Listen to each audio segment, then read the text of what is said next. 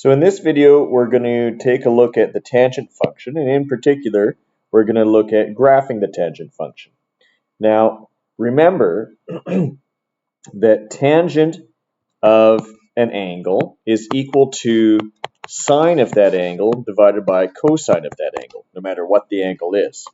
So in order to graph y equals tangent of x, what we're going to do is we're going to look at the graph of y equals sine of x and the graph of y equals cosine of x.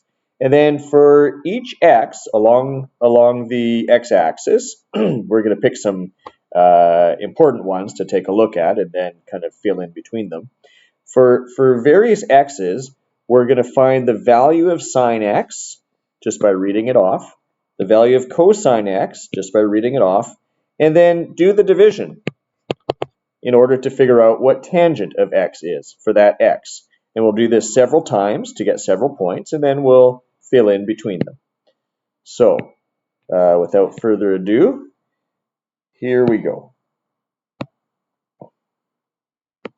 So, I've told you before, when I'm graphing y equals sine of x, there are a few key points that I've memorized. I've memorized 0, 0, pi over 2, comma 1, pi, comma 0, 3 pi over 2, comma negative 1, and 2 pi, comma 0. Okay, so I've plotted those there in blue, and that gives us y equals sine of x. Okay, so then I would just sketch in between them in order to get my graph and carry on further to get the complete sine graph. Cosine, same thing. I've memorized some key points. 0, comma 1, pi over 2, comma 0, pi, comma negative 1, 3 pi over 2, comma 0, and 2 pi, comma 1. There they are in green. And when we connect these together, we get cosine. So there we have sine and cosine on the same graph. Okay. Now what I'm going to do is look at sine in blue divided by cosine in green in order to get the graph of tangent. Now I'm looking, for example, if you look at, well, let's just look right at 0. When we have x equals 0, sine of x is 0. Sine of 0 is 0. That's at the origin. And cosine of 0 is 1. So then 0 divided by 1 gives us that tangent of 0 is 0. Have a look here. If I have x equals 0, then tangent of 0 is the same as sine of 0 over cosine of 0, which is 0 over 1 by looking at the blue dot and the green dot, which is 0. So that tells me that my tangent graph is going to have a point at 0. Okay, so that's good so far. Now, let's look at some other interesting points. Right at pi over 4, we see that both sine and cosine have the same value, right? This is from the special angle that was an isosceles triangle, right? When we had this triangle here, 1, 1, 2, we found that sine of 45 degrees, or pi over 4, equals 1 over root 2, so this is a root 2, and that cosine of 45 degrees also equals 1 over root 2. Okay, so that's giving us this special point here in orange, where both sine and cosine are looking at the angle that's pi over 4, and they both have the same height, 1 over root 2. Okay, now if we look further, there's some other points that are similar. For example, 5 pi over 4. At 5 pi over 4, both sine and cosine are negative 1 over root 2. Now, for both of these points, where sine and cosine are the same, what does that do for tangent? Well, it makes tangent 1. And we actually have for both of these are both special angles, we actually have for both of them that tangent is 1. If we take a look here, we have the tangent of 45 degrees is 1 over 1. But we can also get it by saying 1 over root 2 divided by 1 over root 2 is 1. Okay? So when x is pi over 4, we get that tangent of pi over 4 is sine of pi over 4 over cosine of pi over 4, which is 1 over root 2 over 1 over root 2 is 1. Okay? So that's another key point on our graph. Now we also have then we can also plot them. Okay, so if we take a look here, we can plot pi over 4 comma 1. There it is in red. 5 pi over 4 comma 1. There it is in red. Okay, so we're starting to get part of our graph, and we also have that at 0 and at pi we have tangent is 0 as well. Everywhere where the sine is 0, we're going to have tangent is 0 as well. Well, what about where cosine is 0? What's going to happen then? So let's take a look at pi over 2. At pi over 2, we have sine is 1 and cosine is 0. That's 1 divided by 0. What happens there? Well, it can't be done. We can't make that division. And so, in fact, we get an asymptote. Okay? Over here at 3 pi over 2, we have the same thing going on. We have negative 1 divided by 0, can't be done. We get an asymptote. Okay? Same thing at negative pi over 2. We have an asymptote there because we can't divide by 0. We're trying to divide the blue sine, negative 1 divided by 0. Well, it can't be done. And we get another asymptote over there at 5 pi over 2. Okay? Every time the green curve sine crosses the x-axis, it gives us a division by 0. So we get an asymptote. And so now if we shade these in a bit, we're going to go through the blue points, where the blue zeros, where we have x-intercepts of 0 on the blue, the sine, we get the tangent curve there, and the red ones. And what kind of shape are we going to get? Well, if we fill in there, we get this shape. Okay, so the tangent curve is quite different from the sine curve and the cosine curve. You can see that it shoots off to positive infinity just to the left of pi over 2. It shoots off to negative infinity just to the right of negative pi over 2. And it has these asymptotes as well. Okay, so let's jot down some general observations.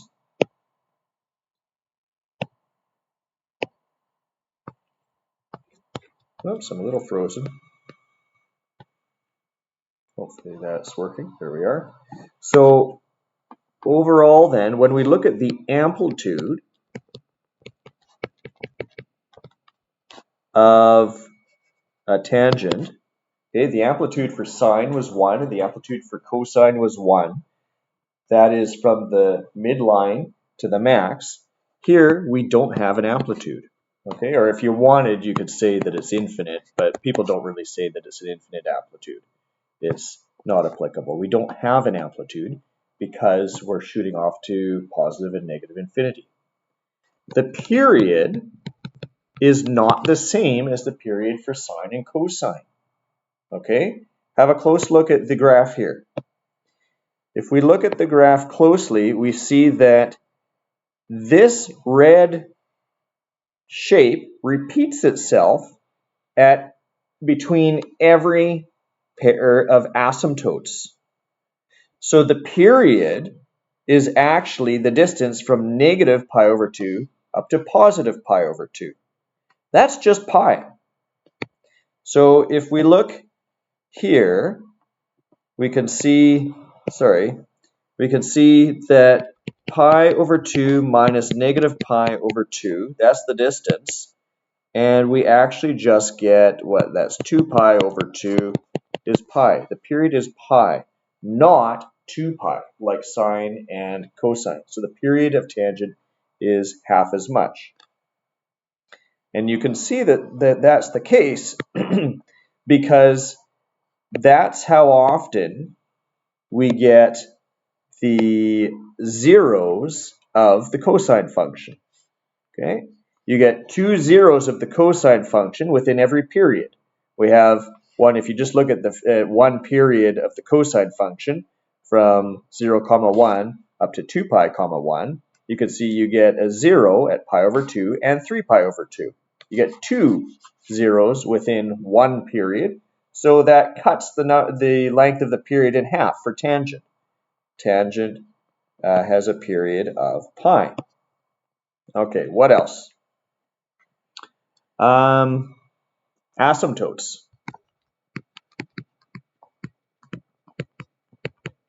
So the asymptotes, as we said, come at, negative pi over 2, pi over 2, 3 pi over 2. What would the next one be? Add pi on. That's adding 2 pi over 2. So that's 5 pi over 2, 7 pi over 2, 9 pi over 2, and so on, in both directions. That's what the asymptotes are. Or in general, we would say that the asymptotes come at x equals pi over 2 plus pi n, where n is an integer. Okay, when n is 0, that gets rid of the pi n, and we just get this one right here. When n is 1, then that means we're adding 1 pi on, and when we add 1 pi, that gives us 3 pi over 2.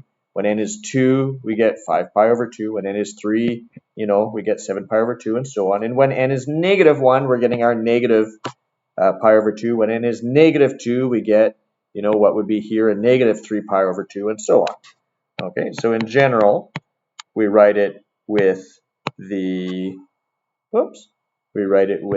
this notation here in order to cover all of the asymptotes. Okay, so as an example here now,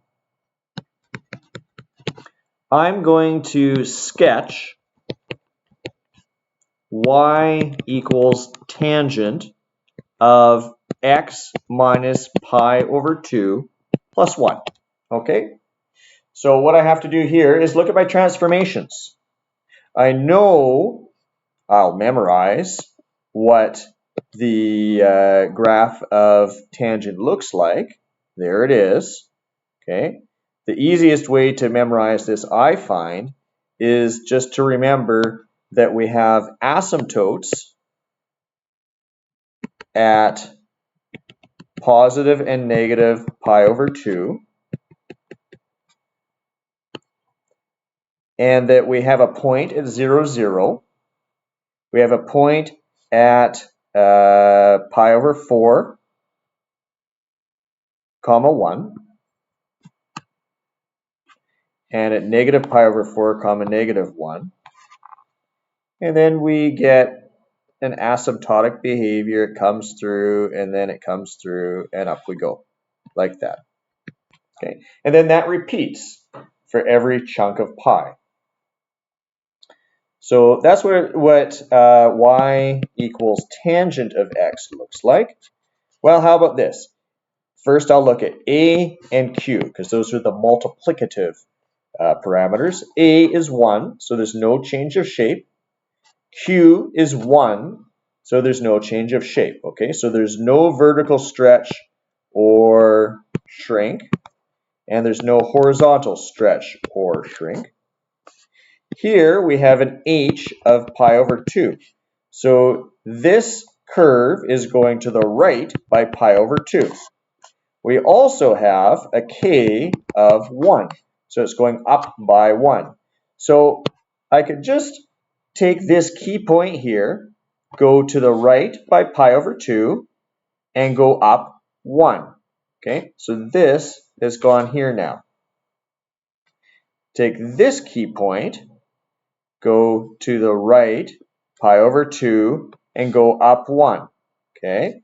And I'm going to take my asymptotes as well. I'm going to move them over by pi over 2. Okay, so if this is 0, this here would be pi. And so this asymptote ends up here. I'll take a new color here. So let's make this pink. So these are my new asymptotes.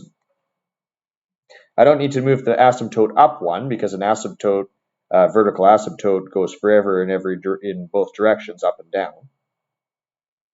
I have this point here became this point here.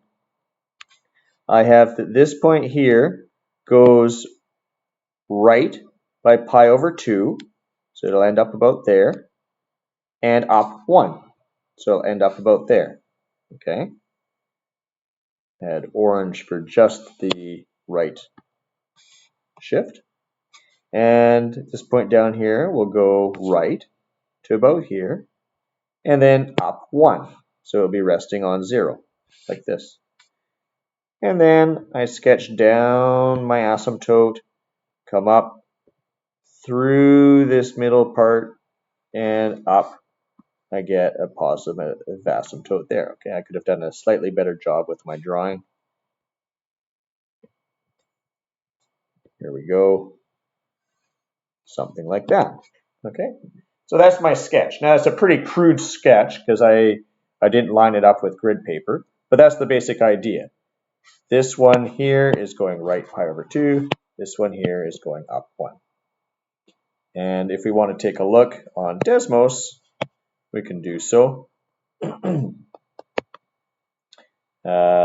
I'll just get a new page, and I'll put in here y equals tangent of x, just so we can see it.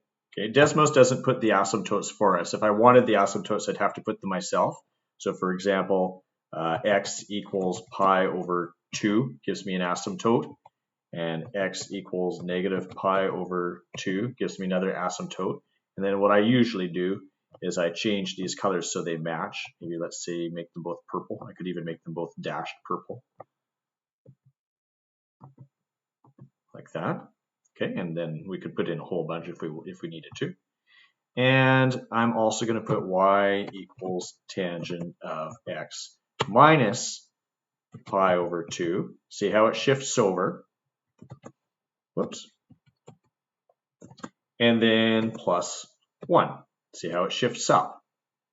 Okay. I could even do this in a couple steps there. There's the first step. I'm going to change this to blue. And then here is the second step when we made both transformations, plus 1, okay, in black.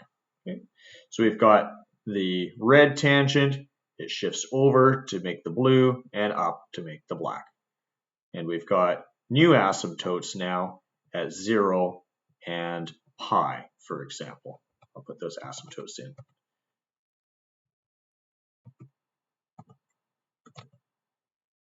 Okay, I'll make my other asymptotes in green, let's say.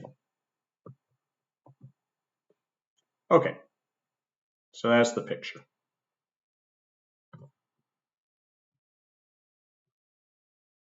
Next, let's do an example where we're going to use Desmos or your GDC to solve to solve an equation. Okay, so I'm going to come back into OneNote here, and I'm going to say example, use a GDC or Desmos, but of course you should be able to do this on your GDC for tests, to solve this. Tangent of 2x equals 1/8 x cubed plus 1/4 x squared plus a half, comma, or semicolon, over the domain pi x is between negative pi and pi. Okay, I want to solve that equation. Now, without a GDC, this is a very difficult equation to solve because here we have a trig function, here we have a polynomial. Though that's a little bit like oil and water, those don't easily mix, although there are actually some really sophisticated and interesting connections between them. I could see if there's some sort of special angle, some sort of double angle formula identity that I could use. There are double angle identities for tangent. We haven't talked about those, but it wouldn't really give me any advantage here because at the end of the day, I'm still trying to see for what x's between negative pi and pi will this amount equate to this amount here. Okay, we've had questions like this in the past. We had some questions like this in one of our first or second units. The idea here is we're going to graph this. I'll call that y1. We're going to graph this. I'll call that y2. Whoops. y2 equals, not y equals 2. And we're going to see when are the y's the same. When the y values are the same, that means the x value is a solution to this. Okay, be very careful. We're going to see when the y's are the same. When do we have intersections? And the x values are going to be the values that solve the equation. Okay, so let me just leave that right there. We'll bring up Desmos. I'll get a new graph here, and I'm going to type in each of them. Okay, so first I'm going to type in y equals tangent of 2x. There it is. Okay, that q had an effect of having a horizontal compression, by the way, right? Here's just tangent of x. Here's tangent of 2x. We've got a horizontal compression. And the other thing I'm going to graph is y equals 1/8 x cubed plus 1/4 x squared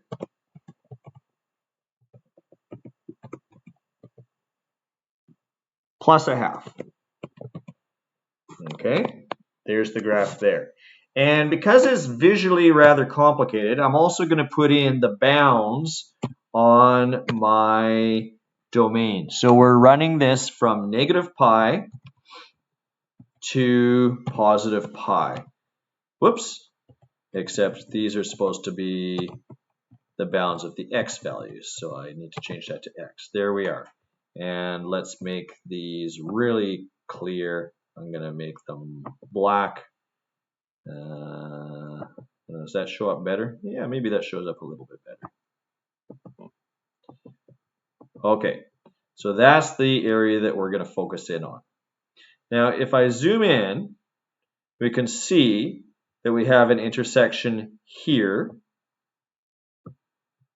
And I have to zoom quite far in. There's two dots there. This dot here is the local max of the blue polynomial. Here's the intersection, negative 1.2835, comma, 0.6475. Okay, so what does this mean? It means that both the y values are 0.64, and they're both 0.64 when x equals negative 1.2835. So negative 1.2835 is one of our solutions. It makes the left-hand side and the right-hand side equal. Here's another solution, 0.238. And I continue to follow along the blue curve here. Does it cross again? Yes, it does. Okay, so we've got another one right here, 2.197. And any more? Let's see here. No, it crossed the asymptote there, so we're safe. So we have 1, 2, 3 solutions. And then that's it. So overall then, we would just say that x equals those three values. We do not list the y's. This was a mistake that I saw on one of the tests. I think it was maybe exponents or logs. I can't remember, where I had a similar type of question. No, I think it was actually a different unit. Okay, so to 3 sig figs, 3 or more sig figs, I'll do 3 sig figs. I get that, and to 3 sig figs, this rounds up to that. That's my answer. Okay, so this now sets you up for exercise 12I.